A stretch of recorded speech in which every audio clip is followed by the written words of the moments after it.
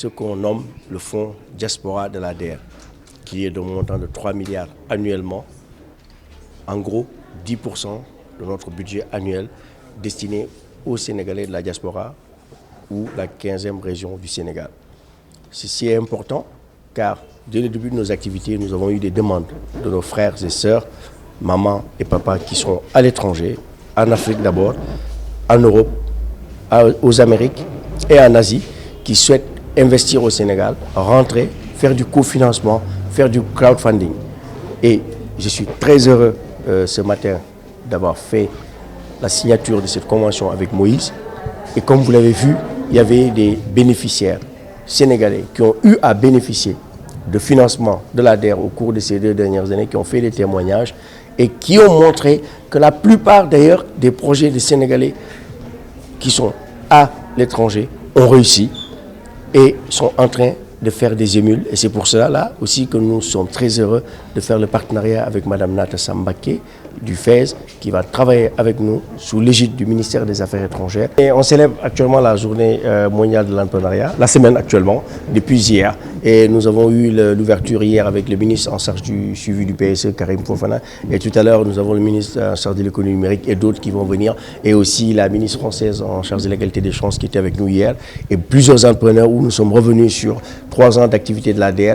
Plus de 66 milliards de francs CFA décaissés, plus de 125 000 bénéficiaires directs touchés et 150 000 indirectement touchés, des milliers d'emplois, des milliers de projets accompagnés, formés, coachés, mentorés, mais aussi des échecs, des projets qui ne sont pas arrivés à terme, des gens qui ont eu des difficultés à cause de la Covid, mais que nous sommes en train d'accompagner à se relever et pour aller plus loin. L'objectif de l'ADER, comme l'a créé le président Macky Sall, c'est de subvenir aux besoins des entrepreneurs femmes et jeunes Sénégalais de 18 à 40 ans pour les hommes et sans limite d'âge pour les femmes.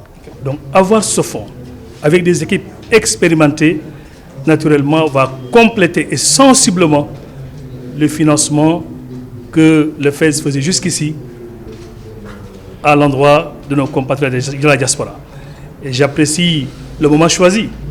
Non seulement il vient à point nommé, mais c'est dans le cadre de cette semaine dédiée à l'entrepreneuriat.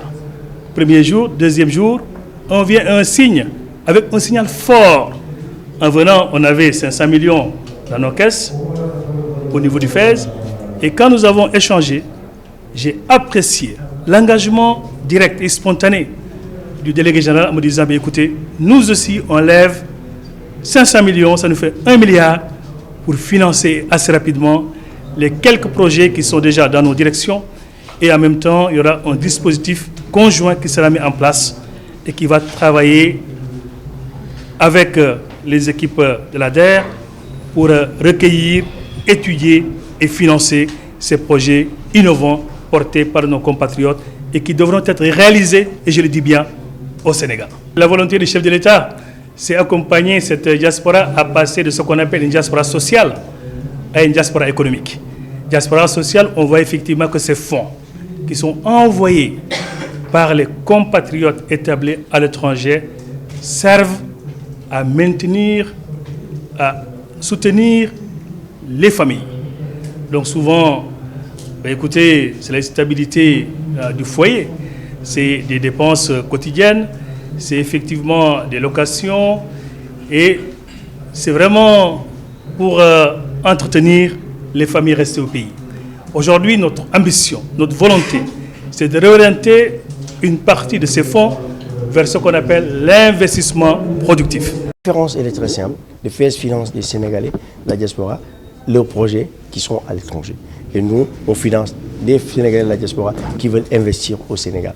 Et le lien, comme l'a dit tout à l'heure Mme Mbacké, c'est que nous sommes 2 instruments publics qui doivent travailler ensemble, en synergie, en cohérence. C'est ce que veut le président.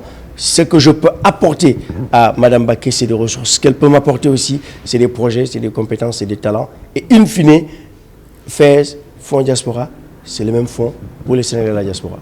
Sommet de Montpellier, 2 ou 3 semaines, mais entre-temps, l'eau a coulé sur le pont. Vous savez, l'État est dynamique, les choses évoluent. Nous avions eu 2,5 milliards à l'époque. Aujourd'hui, nous avons eu 6 milliards supplémentaires et nous avons aussi les ressources avec les bailleurs avec qui nous travaillons. Hier, on a signé une convention de 10 millions d'euros avec d'autres bailleurs. Donc, les ressources vont venir d'ici la fin de l'année. Et l'année prochaine, cette convention, on vient de la signer pour 3 ans. On est d'accord.